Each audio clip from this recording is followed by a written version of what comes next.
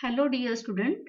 All of you, welcome in botany lecture on subject BO 121. The name of the subject is plant life and utilization paper second, credit number first. Today we will see here the chapter number second. The name of the chapter is pteridophyte. Within the chapter, we will study here the introduction and general characters. So I am introduced myself. I am Mukta Bhambre, Assistant Professor from Department of Botany, KTHM College, Nasik. So the student in today's lecture session agenda is chapter number second, pteridophyte, in which we will see here introduction to pteridophytes, 2.2 general character of pteridophytes. Okay, we see in brief here. So the student in chapter number first, we will focus on kingdom Plantae. Okay, then the cryptogames, phanerogames. So Plantae, autotrophic organism, uh, rich of food material in the form of starch. Then cell wall is a cellulosic in nature. Okay, cryptogames, it is nothing but the non-flowering plant, while phanerogames are flowering plants. They bear the seeds and flower. So higher cryptogames, it include the vascular cryptogames, pteridophytes. In previous chapter, chapter number first, we already see some characteristic feature and diversity among the pteridophytes. Then phanerogames, it is nothing but the flowering plant, and we already seen that the diversity among the gymnosperm and angiosperm in previous lecture. So the student, firstly, here I am focusing on the introduction. Introduction here, the pteridophyta or the pteridophyte. It is a means the it is a Greek word. Okay, pteron, it is a nothing but the feather, and phyton, it is a nothing but the plant. The name was originally uh, given to this group because of their pinnate, or it is a having a feather like front. Okay, the leaves, it is a looks like a bird's feather. So the pteridophytes are treated as a vascular cryptogames. Okay, or it is also called as a tracheophyta, as they have a well developed conducting tissues system. They have a well developed conducting system is present. So pteridophyte, regarding to the vascular cryptogame, well developed conducting system is present, and that vascular tissue having a xylem and phloem. So the student, these vascular cryptogames are therefore as an assemblage of seedless vascular plant that have successfully invade the land and reproduce by means of spores only. So it's reproduced by spores only, not produce flowers and seed. It is called the vascular cryptogames, or it is also called the primitive group of the land vascular plant. And there are near about the 14,500 species of the pteridophytes are, and most of them are native to moist tropical forest. So the student, they are represented by about the 400 living and fossil genera, and about the 10 10,500 or the 14,500 species are there. So the student, this pteridophyte, it is a constituent a significant and important group in the plant kingdom.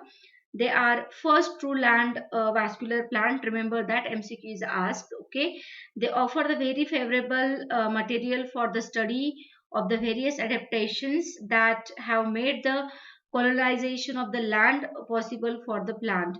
So the student, these pteridophytes, it is a formed a dominant part of the earth vegetation in the historic past. It is a millions years ago. See, they have a long geological history and obtained about the 400 million years ago during the Silurian period. So it's formed the dominant vegetation on the earth in a Devonian period of the Devonian period. Okay, so see, this is regarding to the historical aspect of the pteridophyte. So the next student, I am focusing here the general characters of pteridophytes. So the student, pteridophytes are first vascular terrestrial plant, and they are characterized by the firstly I am focusing here the habitat. So the pteridophytes are mostly the terrestrial habitat. They grows in a shady and moist places. Few are in aquatic places, in a permanent ponds, like as a example Azula is there, Marsillia and Salvinia, while some are shows the xerophytic adaptation like as a equisetum. Then second, I am focusing here the habit. So the plant body of the sporophyte, it is a plant body, it is a sporophytic plant body, okay, and it is a differentiated into root, stem and leaves. So this plant body, they show the variation in a form, size and habit. So they having a ranges from the small annuals to the large trees, okay. So all the pteridophytes are annuals and herbaceous. Example Azula is there, Selaginella is there, Salvinia is there, okay. But a few are the perennial woody tree fern like, okay. Example is a Allophila, Alsophila is there, Angiopteris, and it is a Cyathea. It is a looks like as a large woody trees, okay. So the next I'm focusing here the plant body of the pteridophyte. So the plant body of the pteridophyte, it is a dominant sporophyte, okay. So it is a differentiated into root, stem and leaves, okay. The life cycle of the pteridophyte is a diplohaploidic type, and which shows the heteromorphic type of alternation of generation. So the pteridophyte having a root system, that having a primary root system, it is an adventitious root system that is a very short lived, and it is replaced by the adventitious roots, okay, that primary root, okay. But the one of the group, there is a psilopside, okay, or xylotales order, that is a genus is a xylotum. They do not having a root, okay, it is a rootless plant. Instead of the roots, that plant, it possesses the rhizoids, okay. Rhizoid, it is a tubular outgrowth, it is a unicellular hair like outgrowth is there. And these rhizoids, it is also same like as a functioning of the root. It's absorb the water and mineral from the substratum. So the student, the stem is a herbaceous, okay, or woody, and branch stem is there. So the herbaceous stem in the previous slide I'm already mentioned, in a case of Salvinia is there, Azula is there, Selaginella is there, Lycopodium is there, the stem is a herbaceous. But when we're talking about the ferns are there, like as a Angiopteris, Ceratopteris is there, Pteridium is there, okay. So the stem, it is become a woody and branch. So the student, the leaves of the pteridophyte, it may be the microphyllus, it is a very smaller in size, okay. So the smaller in size leaves, it is specifically observed in a Lycopodium genus, then Selaginella and Isoetes. And some pteridophyte, they have a mega phylus leaves are there, means that leaves are very larger in size, okay. Compound leaves are there, and specifically they found in a ferns like as Adiantum, Angiopteris is there, Ceratopteris is there, Cyathea is there, Osmunda is there, okay. These are the some example. So the leaves bearing sporangia, so the leaves bearing sporangia are called the sporophyll. Remember that the MCQs are, what is a sporophyll? Sporophyll is nothing but the leaves bearing the sporangia, that leaves are preferred as sporophyll. So in some cases, this sporophyll, it's form the compact structure. That compact structure, it is called the cones, or it is also called the strobili, okay. So the student, in Selaginella and Equisetum genus, they form the strobili or cones, okay. So see, this is the diversity. See, this is the Marsillia, it is aquatic, okay. Then this is the fern, woody ferns are there. This is the horsetail, Equisetum is there, it is a xerophytic in nature. And see, this is the Xylotum. I've already mentioned that it is having a scaly leaves, okay. See the axile, it is having a scaly leaves is there, and this is a spore producing organ, synangium is there. And this Xylotum, they do not having a root, okay, it is a rootless plant. So the next student, I'm focusing here the plant anatomy. So the pteridophyte are the vascular cryptogames, okay. Root, stem and leaves have a well developed vascular tissue system having a xylem and phloem. So the steel, it is a steel, it is a nothing but the central core, okay, or there is a the central core, it is occupied by the vascular tissues, xylem and phloem, okay. That steel may be the protosteel, okay. The protosteel, it is specifically found in a xylotum, or the siphonostele, it is a found in a equisetium stem, or dictyostele, it is a found in a petiole or rachis, in a nephrolepis, or polycyclic stele, it is a found in angiopteris. So the student lives internally differentiated into the spongy tissues and the palisade cell. Okay, it is found in a ferns. Okay, so the leaves are differentiated into the spongy and palisade cell in the ferns. So the vascular tissues are present throughout the sporophyte except in a reproductive part like as a sporangium, and in a gametophyte the vascular tissues are absent. So the students see, I'm already mentioned, see this is the haplostele. Okay, see the central core lygodium fern. Okay, it's having a haplostele. Then see this is the actinostele, it is a in a present of the stem of xyloterm aerial shoot. Okay, see the this actinostele, it is a looks like, see the arrangement of that xylem and phloem. Okay, see this is the star shape arrangement is there. See this is the plactostele is there. Okay, there is a plates are there, or there is a strips of the vascular xylem, okay, and phloem patches are there. Okay, this is a found in the Lycopodium clavatum species. Okay, and see this is the mixed protostele is there. Okay, so this is Lycopodium ceranum, it is shows the mixed protostele is there. Okay, so see this is the they in an anatomical point of view, the pteridophyte they also shows the diversity in their anatomy. Okay, specifically the stellar diversity. So the stem consisting of the trachea. So the student remember that vessel and fibers absent.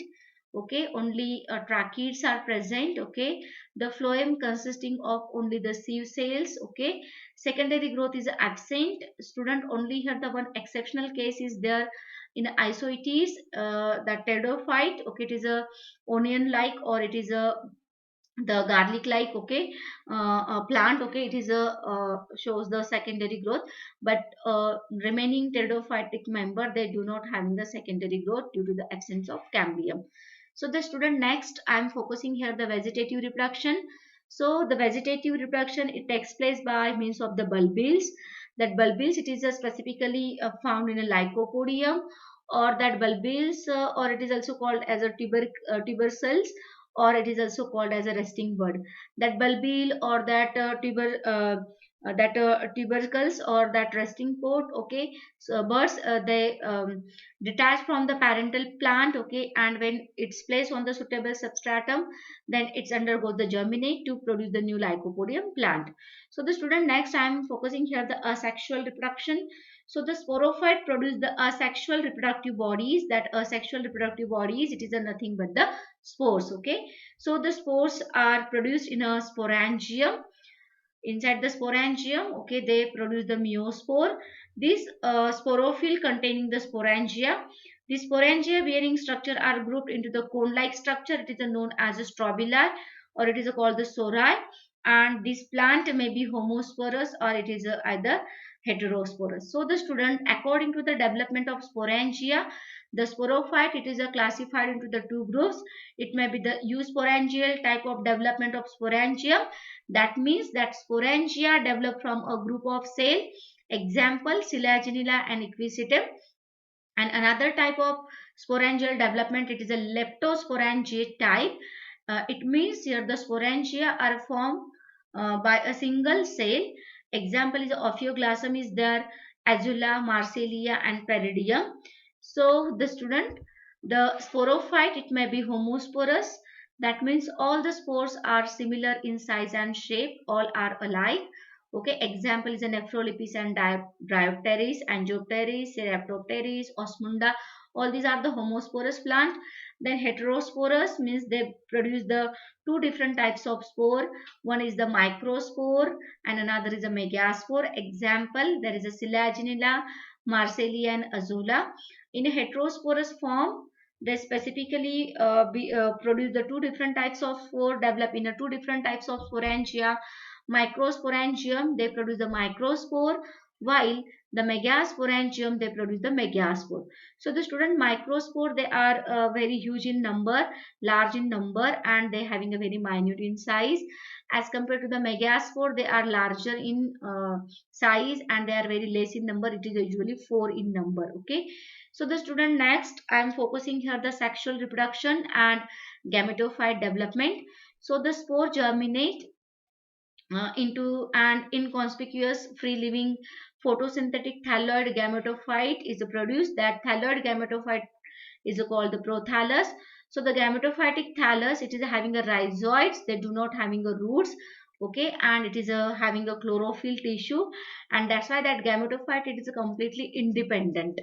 So the gametophyte developed the gametes, okay, and that gametes produced within the sex organ, like the antheridia, okay, the antheridia, it is nothing but the male sex organ, and while the archegonia, it is nothing but the female sex organ.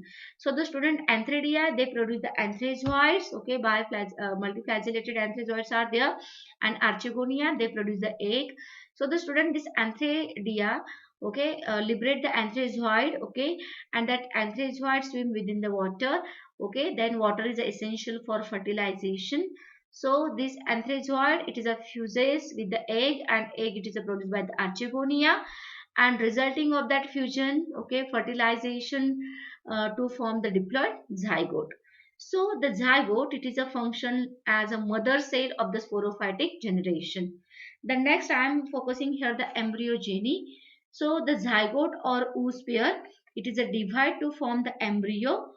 So it may be exosporic direction. So what is the exosporic direction? Here the apical pole, it is directed outward towards the neck of the spora and archegonium. Example, it is this kind of the exosporic development, it is seen in xylotum, or it is a endosporic development. That means there is a apical pole is directed outward toward the base of the archegonia. In a hexosporic condition, there is a direction towards the neck of the archegonia, while in a endosporic, yet toward the base of the archegonia. And this endosporic condition specifically observed in a Selaginella. So the student, next I am focusing here the alternation of generation. So the pteridophytes show the heteromorphic alternation of generation. There are two morphologically distinct phases in their life cycle.